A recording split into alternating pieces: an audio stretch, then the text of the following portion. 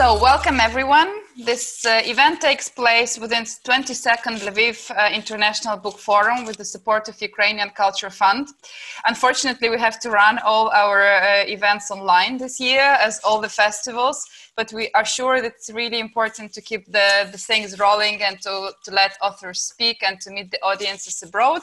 And actually, it also gives us more chances to invite different poets and writers from different countries of the world and to meet their readership, potential readership in Ukraine. Before we start, I want to drag an audience attention to a very important issue. This year, BookForum supports the campaign Prisoner's Voice, which supports prisoners of Kremlin, because at the time of pandemic, there are Ukrainian political prisoners in Russia and as well as at occupied territories of Donbass and Crimea. They kept in horrible conditions, sanitary conditions are poor, the cells are overpopulated without proper medical assistance. So to make the world see this problem, we feel like we have to become their voice. We encourage all the audience to sign the petition, Prisoner's Voice. And now we're going to invite our guest. This is Кейсом Джареттом, poet from London. Not only poet, I was really impressed by your multiple tasking and your biography and your CV. Кейs also writes both poetry and fiction. He is currently a PhD scholar in Birkbeck University of London, where he is completing his first novel, exploring the migration of religion from Caribbean to London, which sounds really impressive. Kees is former UK poetry slam champion, so we are really looking forward to your poetry performance reading. He also won the International Slam Championship at Flope in Rio. Yeah. Is it right? His short stories have appeared in anthologies and magazines, including Attitude and Telltales 4, with influences ranging from Caribbean tricksters figures to Latin American surrealism. His play Safest Spot in Town was performed at the Old Vic and on BBC 4 in 2017 as part of the Queen series. His book of poetry, Stala, was also published last year with The Burning Eye. Кейс had set up poetry workshop for schools and taught Spanish at primary level. He was one of 6 initial spoken word educators trainees teaching at the secondary school in East London while researching creative education for an MA of Goldsmiths. The project was the first of its kind in Europe. I'm really curious about this one, but we're going to talk about it later. So first, we really invite and welcome you to read some of your poems to us, and then we'll have a short discussion after. Thank you. Brilliant.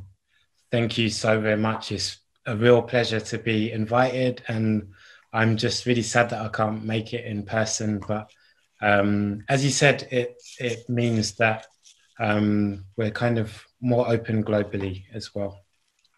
So even if we can't be connected in person, we are virtually.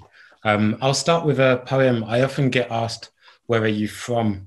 Which is always a complicated question if I'm asked too many times, because I'm from London.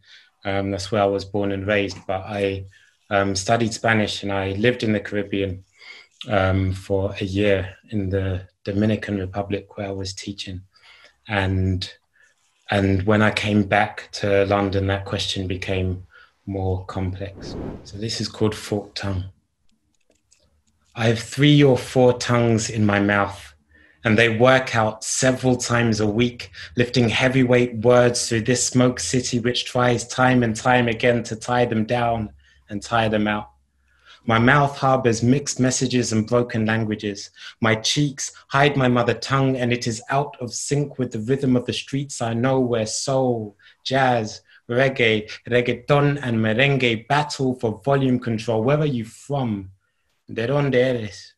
Remembering my envy for the children I taught as they lined up for their daily chant, atención, quisqueyanos valientes hacemos nuestro canto con viva emoción. And I wonder what our gracious queen would think if I told her British doesn't fit neatly in one's vocabulary book, because my tongues are like shoes, and every day I have to choose which ones to put on, and as I go to bed, I am tongueless, descalzo, and I know my tongues can slip away at any minute, and they have to be kept under lock and key, lest a thief should come in the middle of the night and leave me speechless. So, yeah, I think I'll move on to tell you more about the Caribbean. So I was there for a year, and while I was there on my final week, I managed to come down with a parasite, an amoeba infection, which is really like horrible and very painful. And 13 years later, exactly, when I went for some hospital tests, they discovered that I had this parasite infection, which had resurfaced. And of course, being a poet, rather than just like enjoy the pain or not, I decided that it was a perfect way of like describing how the Caribbean was still inside me. So this is Parasite. When I was 21, or maybe it was 22, amoebas multiplied, the pain of it. I left for home lighter, much lighter, though tropical sun turned my shade to black. My own mother didn't. Last year at the hospital lab, parasites rediscovered in my stools. Sit with this a little while.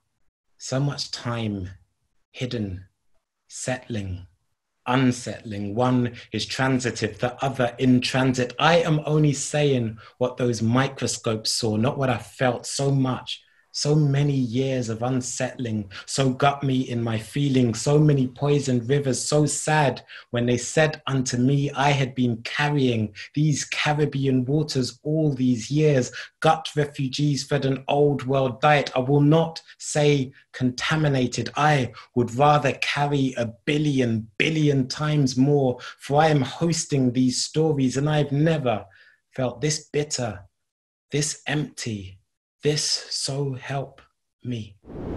I'm going to stay kind of with the Caribbean again and read a poem that means a lot, because I've been thinking about my grandfather a lot. And I know some of us have older relatives that we're worried for.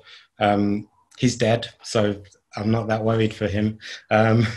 But he died of Alzheimer's. And so he became really paranoid towards the end of his life about the government and what the government might be trying to do.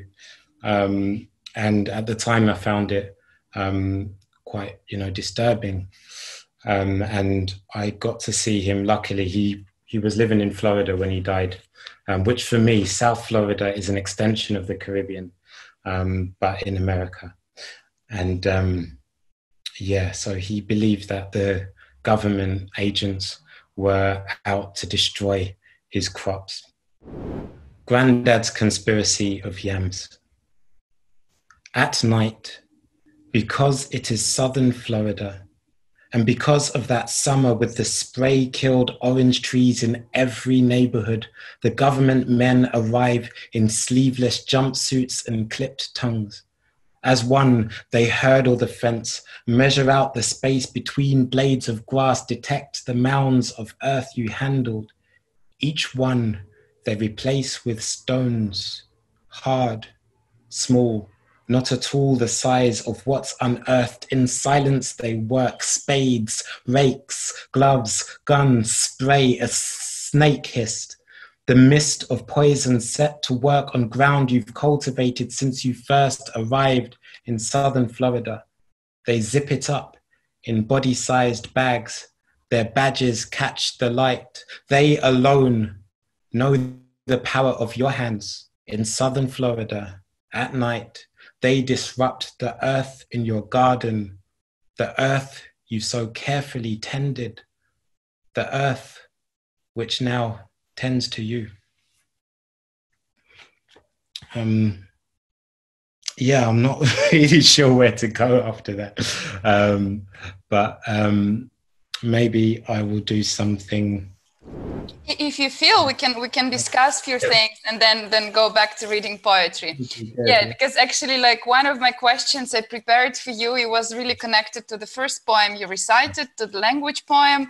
I found it very moving. Like, it's your poem and the reference poem you sent by another poet, which you refer to, who also speaks about mother tongue and language, like, which became her second mother tongue. And in Ukraine, like, the language issue is very sensitive, because Ukraine is kind of bilingual country because of Ukrainian and Russian being very present. But Ukrainian language, as a language of this land, of this people, it was oppressed for many generations, which led to very complex situation, because now there are some people who are really Ukrainian patriots by the Russian speakers, and this, like, discussion is always in the air, like, what does it mean to speak this language or that language? And for me, myself, it's also a very interesting issue, the way language changed the personality, because I'm bringing up a bilingual kid who is Ukrainian and French speaker. And, like, I really see how she's changing, you know, like, with switching the languages, the personality switches just in a second, like with the miming, with gestures, with the attitudes. So for me, it's really interesting. I see that you're a very multilingual person. You speak Spanish, you speak English. I don't know about other languages, but, like, you seem like to be a person who is very, like, easygoing with languages. And what does the language mean to you? And, like, when you, like, with this language identity, how complex it is for you, and what does mother tongue mean to you? If you have few mother tongues, like, what is, because, for example, actually my daughter even said recently, like, no, I'm going to speak into my most native language, like, today, and then, like, it changes the next day. So, like, I would really like to hear your reflections about this complexity of multilingual personality. I mean, I grew up just speaking, for me, language is always political, and so I've done a lot of work in different schools as well, and I see how language is used as a weapon, and the policing of language and how we speak. And I grew up speaking just English, but I was really interested in Spanish. For some reason, I just found, like, I just tuned into the sound of Spanish, and so that was what I studied. And then I went to live in the Dominican Republic just for a year. But then coming back, I mean, what I found about Caribbean language as well, my parents were both born in Jamaica. So it's an English-speaking country, but also Patois, which is, you know, it's in a weird kind of weird political space, because in some ways it is English, in other ways it can be seen as another language entirely. There are different grammatical systems, and I've seen how it's influenced, particularly London English. All that to say, coming back to live in London and just seeing and just feeling slightly, because I was living there just before Skype and FaceTime became popular, I was immersed in that, and I came back feeling that I'd kind of adopted another personality on top of my original one, and it was something that my own family couldn't really understand, and so I felt really disconnected for ages, and so I was just seeking out other Spanish speakers. But then I found, like, even Spanish speakers from Spain, that they didn't quite have the same language and way of using language and expression as I did. So then I was seeking out, like, Caribbean Spanish speakers, and then just looking at, I'm always really interested in just the subtleties of the changes of language. And, you know, I grew up around a lot of people from, you know, South Asian people, you know, from India, Pakistan, Bangladesh, and we would swear at our teachers in Urdu, you know, so, like, I kind of grew up knowing that, of course, you know, there were ways of, like, being subversive, I guess, through the use of language. And then sadly, what I've found in some schools recently when I've been teaching, they've banned the use of certain words which they've deemed as slang. There was one school I was teaching with where there were posters up everywhere about speaking proper English. in and outside the classroom. So not even just in the English classroom, but outside. And it was fine if you spoke another official language, to speak with, you know, if you have a Turkish classmate and you're speaking in Turkish, that was fine. But if you were using certain words that were classified as slang, like bear, which again in Jamaican English and in a lot of Caribbean patois, bear just means a lot of, but it's infiltrated London slang. So a lot of people who have no connection to the Caribbean will say, oh, I've got bare homework to do. You know, there were bare people in the supermarket. And now that's seen as slang, but it's not. It comes from Caribbean language, but for some reason it's been adopted. I could ramble on for ages. So that poem was kind of me grappling with identity and what it means to belong somewhere and what it means to feel that you can't fully express yourself in one or another language. And of course, the original poem that I've just forgotten the name of the poet. We had to, you know, study that for school English.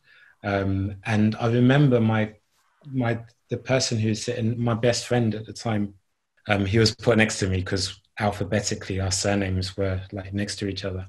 And he spoke Gujarati. So the teacher asked if he could read the bit. So in the original poem, she slips back into Gujarati, which is her mother tongue, and it's over. And it's quite cannibalistic. The mother tongue is almost like consuming the one that she's, you know, having to learn. And I just remember him being embarrassed reading out in Gujarati, but of course we were still like swearing at the teachers in Gujarati, but suddenly, you know, being validated was embarrassing. I actually always wonder how, like, for example, if a person's native language is like Gujarati, but like then she starts writing in English, for example, and we know examples like that in the literature when the writer switched to another language. For me, it's always so interesting because even between like languages I'm relevantly fluent in, for me, it's so difficult to write in something else than native language. Yeah, but actually, I just remembered a very cute episode I've seen in London, and it's really a picture how this like identity and language, how it all comes together and also creates stereotypes. It was in London Metro last December when it was still possible to travel. And there was a group of young people, like 3 of them, and they looked like really Asian, like Chinese, and they spoke Polish. And it was so confusing to me. I was like, oh my God, like how comes like these 3 young people who look like they not belong to Slavic, don't belong to Slavic type at all, and they speak Polish. We started with my friend, to develop the whole series. Maybe they grew up in Polish neighborhood in London, and they thought this is like the way London looks, like in Polish neighborhood, everyone speaks Polish. And it was really interesting episode, and also like, you know, breaking up your own stereotypes, that it's not necessarily your passport picture and your language, it's not necessarily comes together as the identity. So do you feel like reading more? Yeah, I can. I'm gonna read. Yeah, Scalp. Why not? Because I've just shaved my head. I saw its legendary cap from the poem. I recognized it immediately. Yeah, so I always wear a cap. Probably ever since I was about 16, which is when I started cutting my own hair because it was cheaper. But now I have to wear a cap out of necessity. This poem I wrote more recently, and I was thinking of all of the things that I've grown up with. I had very religious, like Christian upbringing. But now, like out of context, reading some of like Old Testament biblical stories, they're really violent. They're super violent, but actually, like it's obvious that you have this, like, you know, upbringing, because I had to Google, to be honest, all the story from the poem. I was like, oh my God, it's horrible. But Old Testament is really violent and cruel. Yeah, it's true. And so like taken them out of context. They're great stories and not really suitable for children. And I'm sorry if you're if you're tuned in and you disagree, that's fine. But I grew up on a lot of biblical stories, and so I was thinking about that, and I was thinking about starting to get a bit older and losing my hair and my relationship with my mum. And so I just threw all of this into one poem. Scalp. Receding since 24, I think of all the thin-skinned prophets with even thinner hair, how in other circumstances I might have been president.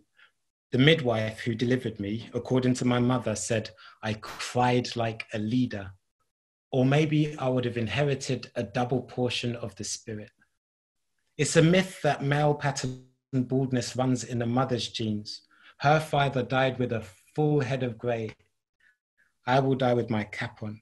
I don't recognize myself in the mirror without one. And apart from that one moment of lucidity in the yard, my grandfather didn't recognize me either. When teaching in schools, I get called far worse things than baldy. I wouldn't wish for my pupils' deaths. But in the Bible, 2 Kings 2 ends with 2 she-bears mauling the prophet Elisha's young tormentors. In the King James Version, they say, "Go up, thou bald head." It's funny as hell.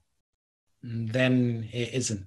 They're not even named. 42 kids killed at God's bidding. Since becoming a full-time faggot, I've been rethinking power imbalances, all the strands that tie structural oppressions together. When I was a child, handing my mother her rollers one by one at night, I didn't question God this way. And then one day I became too old to stand so close to her parted scalp. I still don't question my mother. Or rarely. This, I would venture, does run in our genes. Her mother was twice as spirited.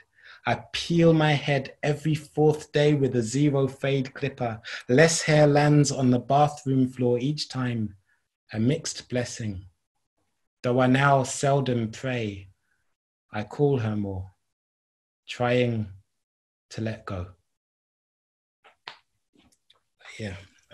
Thanks. This one is very moving, and but actually, like it does lead to another question I have for you, because for me, this part of you being a teacher is very interesting, and like this, I was really impressed that you you one of the first to develop this creative education thing, and in England, and for me, it's very interesting topic. So, like in general, what does teaching mean for you? Why do you think creative education is important? And also, like, why poetry is important in curriculum, and what kind of poetry should be there. I really like the topic you just touched about slang, because it's obvious you speak about it from the context, you know, the context of modern schools and modern kids in schools. And how do you see next generation? Like, do they give us hope, or is it opposite? Like, I would really like you to speak more about that, because it seems like you're really very experienced and in an interesting way, not like, you know, conformist way. Yeah. So yeah, I would like to hear about that more. I mean, confession, I really hate schools, the buildings themselves. Sorry, I'll just interrupt you, but there is this anecdote I love. There is this anecdote when the mother wakes up her son to school, and then he's like, "No, Mama, I hate schools. I don't want to go there. Teachers are very rude with me, and kids are teasing me all the time." And she's like, "Hey, son, wake up. You're a director. You have to go. You're a school principal. You have to go."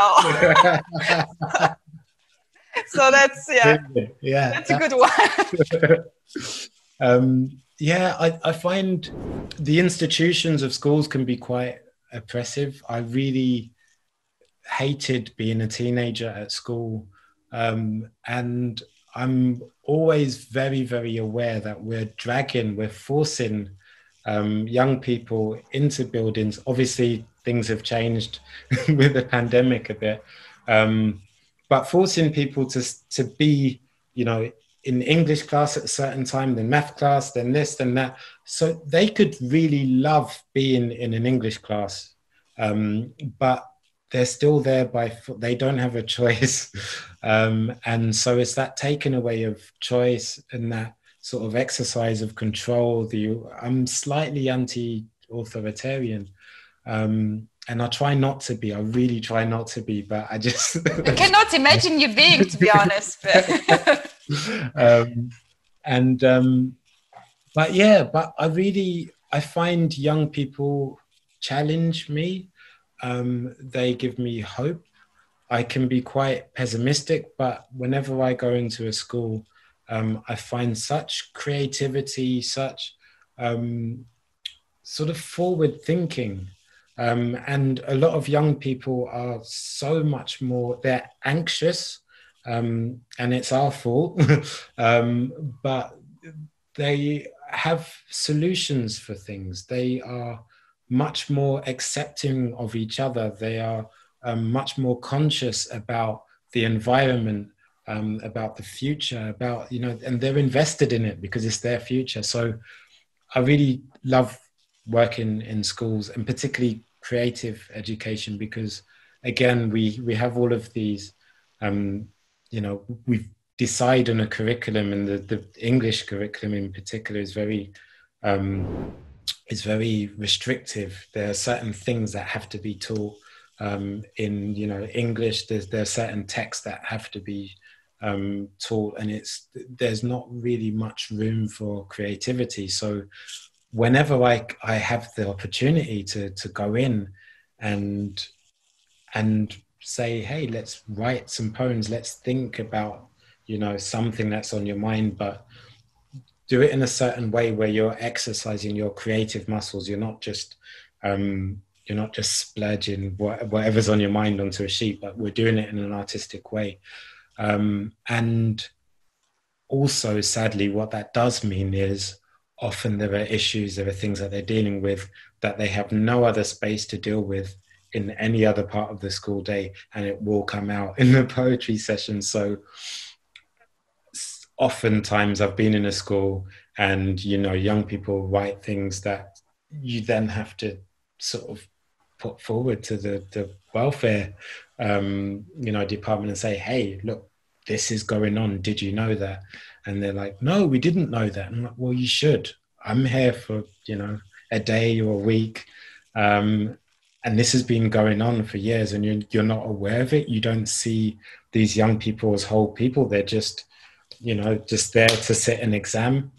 And so the spoken word educator program that I was part of, and a guy called Peter Kahn, who's from Chicago, and he set it up in Chicago, and then he had a sabbatical where he got together 6 of us, and we also did this MA at Goldsmiths in education, creativity in education, and we just created our own kind of mini curriculum, and we managed to get funding from Arts Council and from the schools themselves, and I was a poet in residence for 2 years in 2 different schools, and it was brilliant.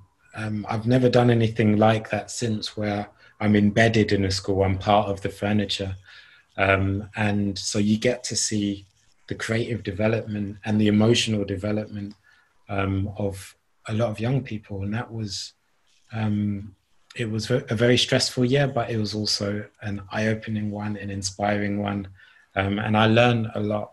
I find when I go to school as an adult, I'm probably learning just as much, if not more, than the young people that I'm encountering.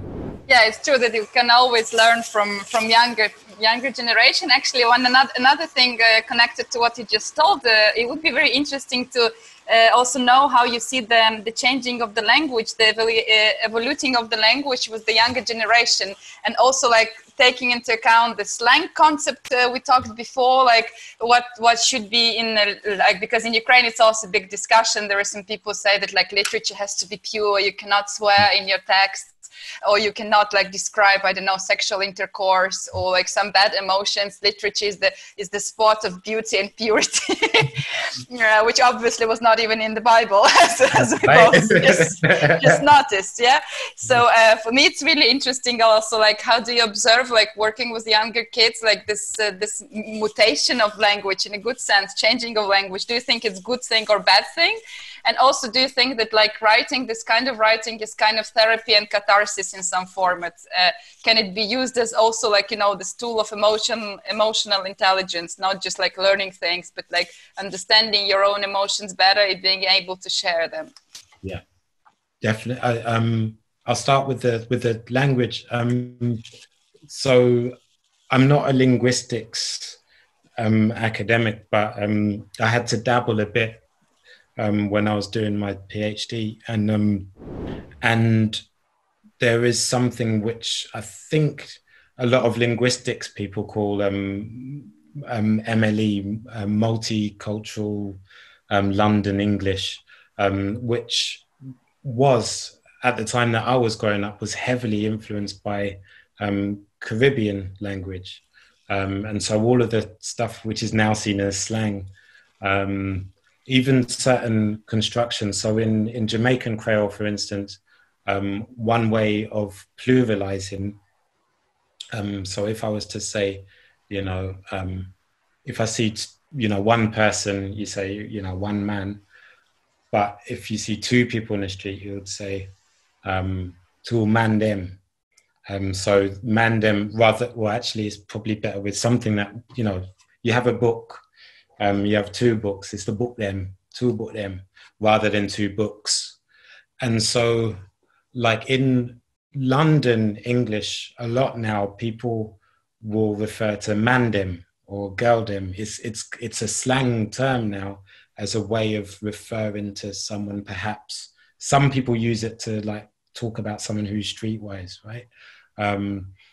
But now like it often gets interpreted as someone who's part of a gang. So it has this like negative, like pejorative association, but it's an absolutely neutral term, like a plural of man them, plural of girl them.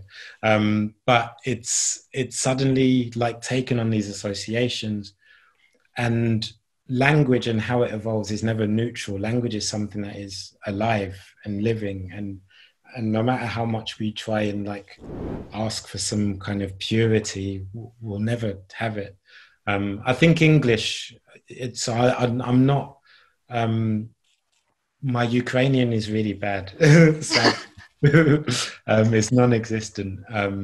But English in particular is such a mishmash of so many different things that to kind of lay claim to some kind of purity is ridiculous. And so it will always evolve. But what I'm finding is now, you know, because of the way, particularly because of how migration is changing, and you have more people from Eastern European backgrounds, particularly Polish and Romanian. You have more people of different African black backgrounds as well, you know, like Nigerian. The language is being influenced by those languages and dialects as well. Whereas before it was more, I guess, Jamaican influence. But that's just my interpretation, you know, maybe someone else will disagree. But from what I'm hearing, and of course, like American culture, US hip hop culture, like that has always been a draw. So, and internet. Yeah, I find it really interesting. Maybe I feel old when I hear people routinely using American spellings and American words. You know, I'm seeing now like keep 2 meters apart spelled with the ER. And I want to say, no, it's RE. Colors and all the other things. Yeah. Right? Always very neighbors. I'm so mad at my spell checker that it corrects it. I'm like, no, my teacher at school taught me it's like that. Yeah.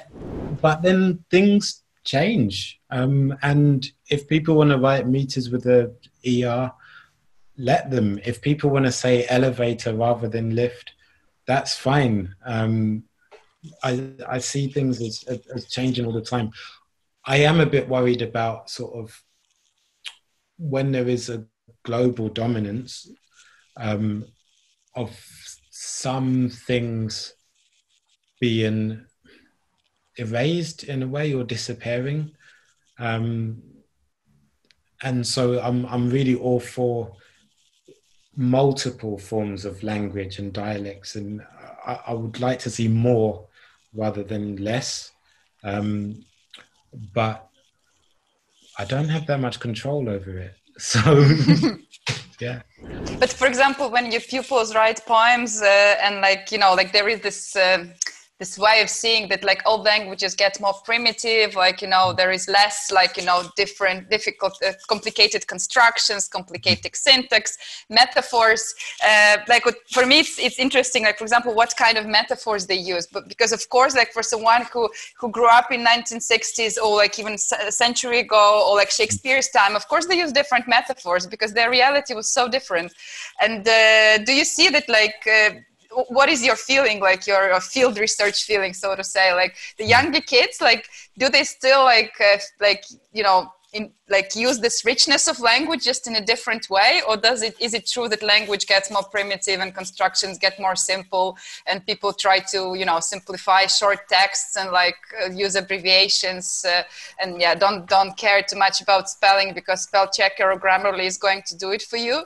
So yeah, what is your observations? Just like curious to know. Yeah, I don't know. Like when I was at school, like when I was a teenager, that's when everyone was like warning us about using text speak. But now, you know, they all have smartphones. So actually their spelling is a lot better than mine was as a teenager, because I used all of the abbreviations. I think they're code switching a lot more. So when they're in their little groups, they talk completely differently to when they're in the class. That's my observation. I think it's different in so many. I'd say there's a much greater variety. I do worry about some of the simplification, like not having access to metaphors. Part of that is just not having access to creativity. It's, you know, metaphor building and creative language can only come from being able to play with it. And I fear that actually a lot of education is very cut and dry, and you have to do this and you have to create sentences a certain way. And so they're put off from being creative with language inside school. But at the same time, for all of the, you know, things that we've talked about so far, you know, with mixing of cultures and influences, they've also have access to different ways of thinking, which I think is just as crucial as writing really beautifully. I think, you know, I'm trying to think of like expressions that I know in Spanish, for instance, because that's, you know, the only other language that I speak well enough. And they just give me access to a different part of my brain. And I see a lot more young people have access to different influences. And I hope that in the future that will translate into developing more creative language. Yeah, I'm hopeful. I would be really curious to learn more about your program. Maybe we can chat and discuss, and you could share some hints after. Okay, do you feel like reading one more? Yeah, sure. I'll do my poem, which I wrote. So it was the centenary of Edwin Morgan, who is a Glaswegian poet, who is just, yeah, amazing. So I wrote 3 poems that were responding to his poetry and also his interviews. And this one I wrote the most recently. And it was in the middle of lockdown here in London. And it's called Afterward. Afterwards, the sun shone on the 12 ornate bird cages and the engraved tree stump. Afterwards, the artist fell on lean times. Some occupied rectangular rooms inside their rooms. At least one became a viral sensation. Afterwards, the daisy sought meaning while my two nephews observed from the window with a telescope. All of this was reported in grainy images. All of this was archived by the spellers. I'll have to repeat that. If you want, you can do it once again, because this is going to be edited, so you can start from the beginning and then we just cut it out. This is Afterward. Afterwards, the sun shone on the 12 ornate bird cages and the engraved tree stump. Afterwards, the artists fell on lean times. Some occupied rectangular rooms inside their rooms. At least one became a viral sensation. Afterwards, the daisies sought meaning while my two nephews observed from the window with a telescope.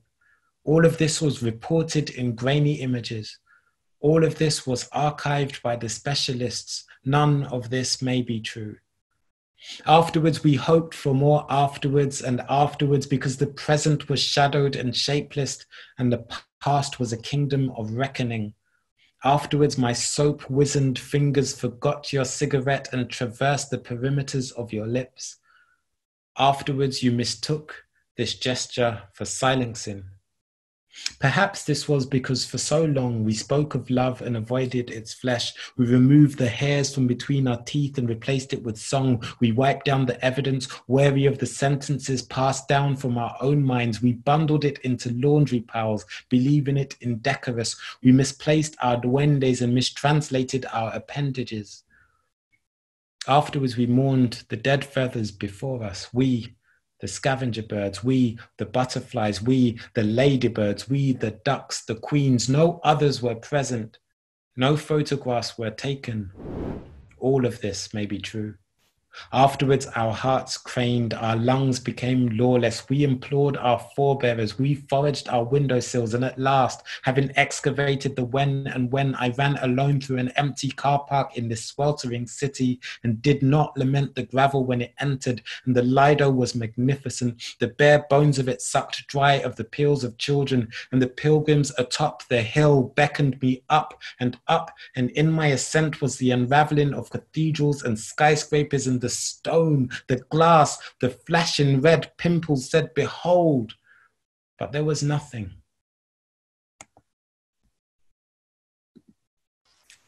It's so much better to hear you reading it than just like, reading it from the paper. It really gives it more flesh, so to say. Yeah. So actually coming back to the previous question, we didn't touch this thing about is writing poetry is some kind of therapy or catharsis for you and like for your pupils, and also I know that you write both poetry and prose. So like what is the difference for you? Like how do you find this balance of form and like metaphorism?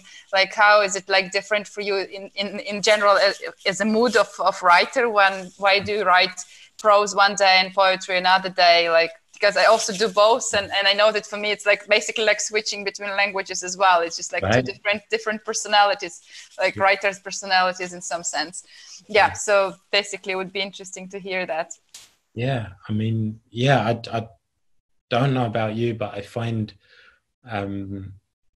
poetry is a way of zooming in, and most of the time focusing on one thing, and often it's an emotional, it's something that I can't quite grasp, can't quite make sense of, and I'll grasp something material, often like an object or a time of day or a journey. I mean, that afterwards was kind of about me going for a walk. We were allowed out for 1 hour, I think. It wasn't really official because they were confusing. Like, anyway, I went out and and I just remember like going for a walk, and there's a Hampstead Heath, it's a big park really near me. And as I was walking up the hill, it was really airy. It was like the city that I know, with all of the bustle and the noise, had disappeared. But I was just trying to work out what exactly I was feeling. Some of it was excitement. Some of it was a sense of anxiety.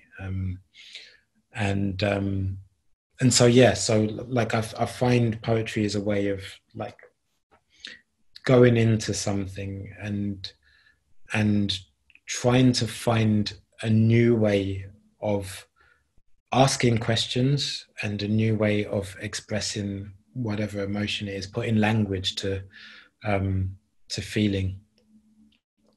But fiction is another category altogether. It's it's just like creating a world that's in my head and putting that down onto paper, living with character. And yeah, like there are two characters in my head at the moment, and sometimes I wake up and I'm like, that's what, you know, Teresa is one of them. That's what they're doing. That's what they're going to do. That's, you know, how they're going to get out of this situation. That's the, you know, that's how they're going to interact with this person. That's the language they're going to use. There's something exciting about being outside of myself and inventing people and places, whereas poetry feels more internal for me. And the way that I teach it often is often asking and inviting, when I'm working with young people or even with older people, inviting them to explore feeling, and it could be something that they're feeling, but then to not just stay with that feeling, but to use something else, you know, whether it's, you know, a phone, maybe, you know, to ask questions of the phone, you know, and use that as a way of like digging into that feeling in a different way. So yeah, I don't know about you, but it does feel like two very different things. I really like the way you presented the parasites poem. Instead of just enjoying the pain, I'm going to write a poem. This is really like represents very well, like when you have something, you know, gathered inside, and you just like, well, yeah, use it in a creative way. So basically, I think we have enough time for one more poem and short sum up. Yeah. So if you feel like reading one more. Yeah, sure. So this one takes a lot of energy. Okay. So yeah, this one I wrote many years ago, and actually I haven't delivered it for so long. But it was written at about 3 a.m. I was trying to go to sleep, but I had to write, and I had to be up at 6. And so I was just like beating myself up, go to sleep, stop writing. So then instead of going to sleep, I wrote this. You wrote more. There it is. You've been writing poetry again. I can spot that leaky pen on your lip from miles away, and your tongue with the stale taste of metaphor still on, which you tried to brush away. The verses linger still on your kiss. You've been writing poetry again. Don't worry, I can tell it's that fingertip smell, that keyboard stain, the pinky poised above delete, pushing out your veins. Why this vain obsession? Lines laid with double meanings and painstakingly revised, which you pat into shape and you stanzadize. If words are your food, why do you play with them? Why do you use them as tools to confuse and condense? You've been writing that intense poetry again. There's a rhyme in your mind and a line in your eyes that I can trace. I can see it in your face because there's a rhythm that you're tapping, and it's just not mine. You've been writing poetry again. Yeah, I know you by now. I can hear it in your diction, your dirty addiction to watching couplets form, your smile as a simile emerges, your urges to splurge your emotions onto innocent sheets. You've been at it again, I lie? It's that telltale tick of the head as puns pull up seats on the screen, the debris of undeveloped phrases onto pages as you spit, feeding into words and shuffle meaning into verse. You've been injecting rhythm into those lines. You're just a meter away from lunacy, and it's pathetic the way you keep dressing things up in imagery and symbolism, because let's face it, you're only inventing new ways and new rhymes to... you're only inventing new rhymes and new ways. Wow. Where's the what? Oh, wow. I'm going to have to quickly get the poem up. Sorry. You can start a few lines before, and then we're going to pull it together. It's been so long since I've... But I still admire like how poets remember their poems by heart. I'm still not there. I'm really like, I need to read it from somewhere. Then I just start to panic that I forgot everything. Where is it? Translation. So you've been oh wow, it has been a long time. And the poem is long too, but I love long poems. There you go.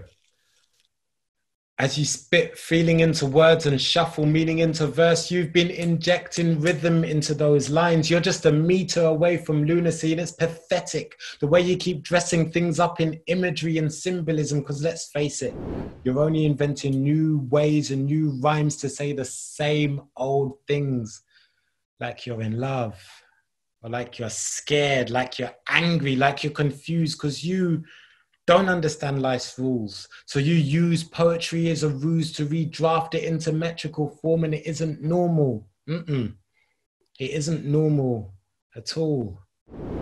P.S. You've been writing on the walls instead of fighting in wars. Your big gripping hand should be handling concrete grip. You should grit your teeth and grin and bear it. You should be more functional. You should be more like your brother. You should be less of a dreamer. You should be cleaner, more productive. So shut down your PC junk. Pack up your dictionary. Close your books. Unsquint your eyes and look out at the world. Go on, brave the cold daylight of the outside without the cloak of illusion, without the joke of your delusional imagery, without the hope of a metaphor or simile, without the seasoning of rhyme to waste your time. You should be ashamed of doing the strange things to language that you do while the earth still turns, while cities riot and burn. You should learn that life is not a blank page for you to scrawl your do-do ideas on, because there are too many wrongs to right. So, good night. Thanks. This is a very great manifesto to the fact that like poetry is actually being kind of our guilty pleasure in some sense. Yeah, I really understood the physical feeling when you described the way you wrote this poem, because for me it's always often the same when you just like really like irritated and being in the flow, like, you know, all this like things that like people say, be like your brother, be like a correct person, do this, do that, like why are you doing this like useless stuff, and then it kind of somehow motivates you to write even more. And I also love this passage when you say that it's new way to say the same things, but I also thought about it in the sense of languages as such. In translation, when I'm translating something, I always think like, but how comes, like, you know, that there is like identical concept, like, you know, people were living, I don't know, in Caribbeans, and these people were living in Japan, and someone was like in Ukraine, like generations after generations, and then there is still like this concept that fits perfectly the same word, like, you know, this is really amazing. But it's also, I think it's also amazing to look for new ways to speak about the things, because as we spoke before, like, you know, the context changes, that's why the metaphors are changing, and the emotional connection with the things are changing.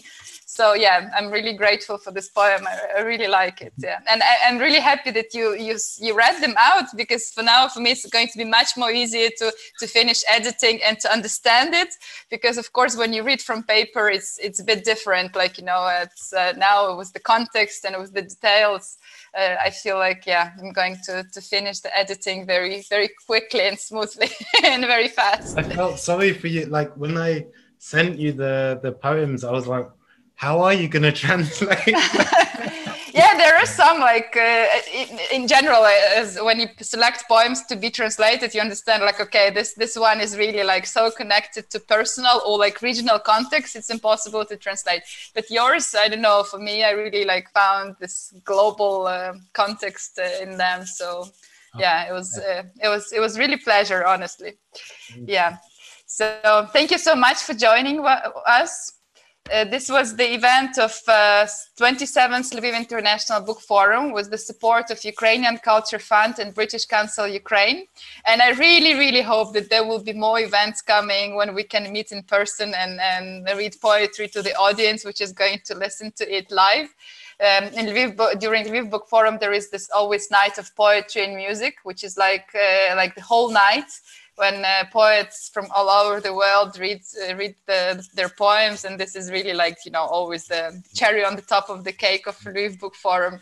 So I really hope that next year, or like, I mean, soon it's going to be back.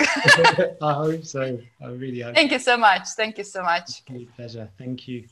Let's stay in touch. Bye-bye. Bye-bye.